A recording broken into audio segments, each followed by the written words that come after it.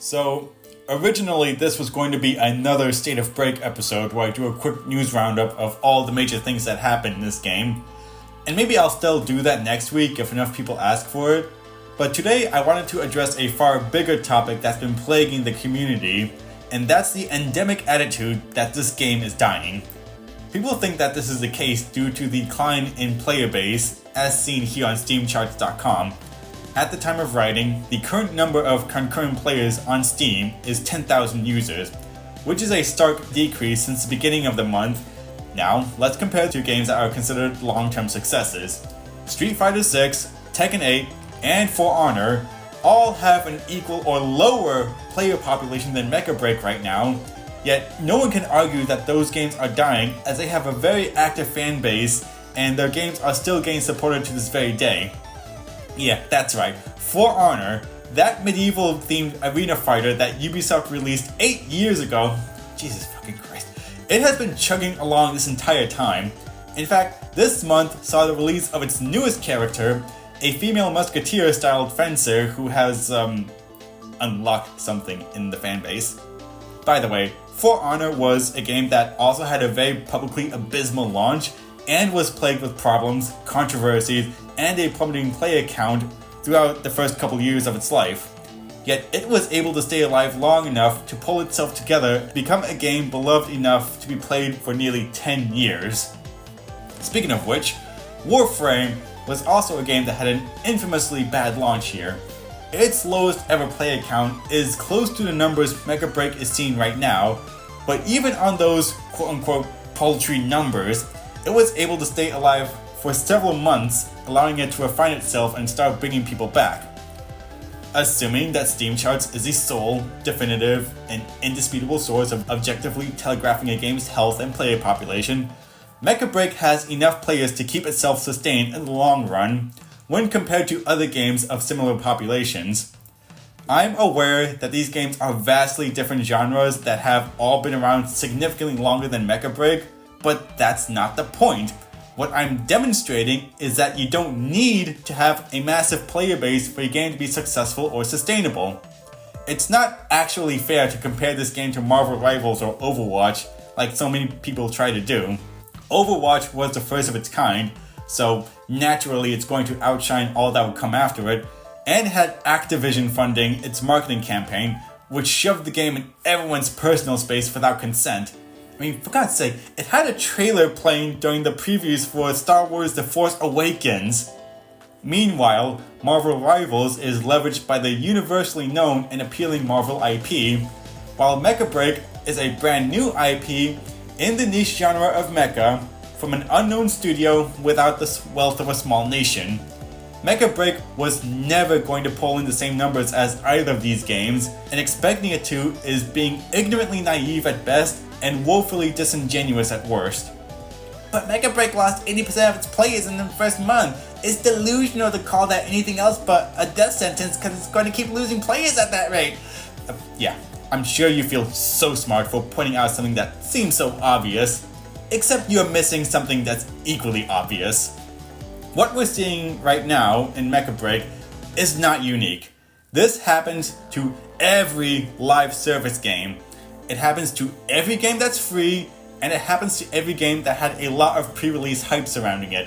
Mecha Break checks off all three of those boxes. A gassed-up game that's free is naturally going to attract a ton of people at the start who are just curious about trying it out, especially when most of those discover the game through a favorite streamer and just want to hop on a trend. But once people realize that the game isn't their thing, or the zeitgeist has moved on to the next thing, a majority of those people are going to fall off, leaving behind only the hardcore players that are truly in love with the game and its systems. There are tons of games where this has happened to, including the first three that I had mentioned at the beginning of this video. Mecha Break isn't dying, it's stabilizing. Stabilization is a natural part of the life cycle of every live service game. A game like Marvel Rivals or Fortnite or Minecraft, games that gain players over time, are abnormalities. They are the exception, not the rule. Yet they are the games that everyone uses as a measuring stick.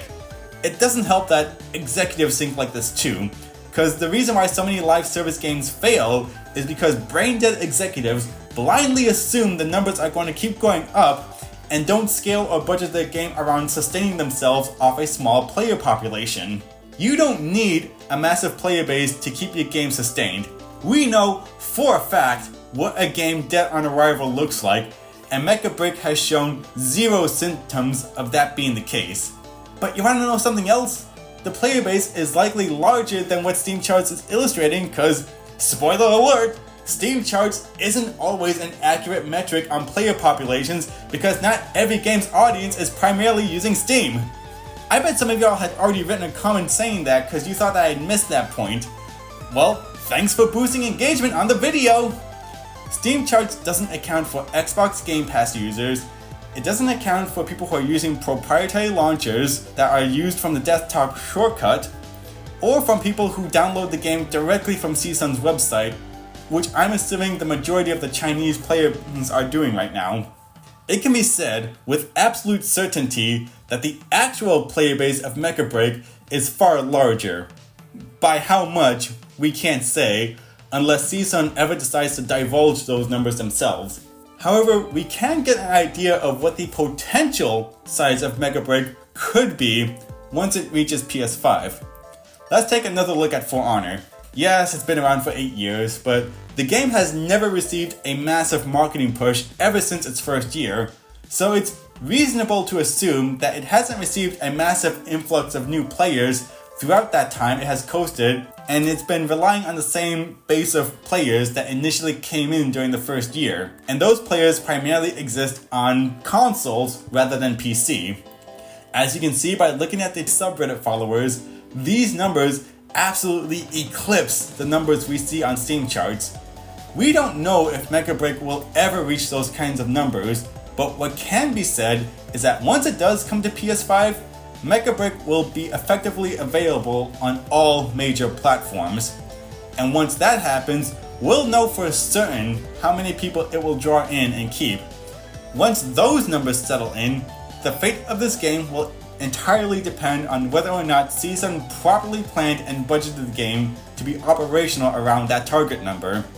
Given that Chris himself has admitted on stream that this game was always going to have niche appeal and that they don't need this to be a blockbuster moneymaker machine, and the fact that this is a personal project he's been trying to get off the ground for over a decade, and CSUN has positioned it as its major IP over its far more successful and established Snowbreak title, all signs are pointing to the fact that CSUN is in this for the long haul.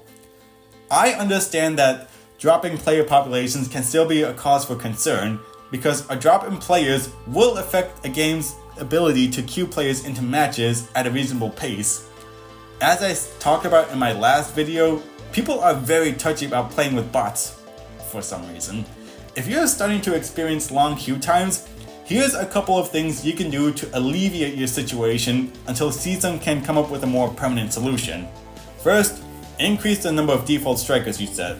The more flexible you're willing to be, the faster you can get into matches. Second, be mindful of what time you're playing. I only play this game on Friday to Sunday evenings, and I've had no trouble getting 6v6 matches under a minute on North American servers. If you're convinced that your region really is dead though, it is possible to change your server that you're connected to. Just bear in mind, it will experience increased ping rate, the severity of which will vary based on where you are at and where you're connecting to. But if you live near Asian regions, it could be something to keep in mind until CSUN remedies the issue itself or things get better. I could throw around charts and numbers all night, but there will always be some watching this that are willingly ignore all of that because they just want the catharsis of watching something burn and the superiority complex of making fun of people clinging onto a sinking ship. And I'll be the first to admit, I can be that person too. I too had taken absolute glee in watching Concord burn itself alive. However, the video game industry is so littered with all these disaster stories, and the brains of gamers have been so thoroughly poisoned by clickbait and hyperbole, that many people don't actually understand what a dead game really is, and have no interest in learning that distinction because putting down others is the only way they've learned to feel anything in their hollow existence. This video will not dissuade those people, and it's not meant to, because eventually they'll fuck off to the next gaming trend and never look back, leaving us, the real fans, behind. And it is the real fans, the people who genuinely love Mecha Break as a video game and not as a fad, that I'm reaching out to. This video is meant to assure you that despite all the doom and gloom, Mecha Break is not going anywhere in the near future.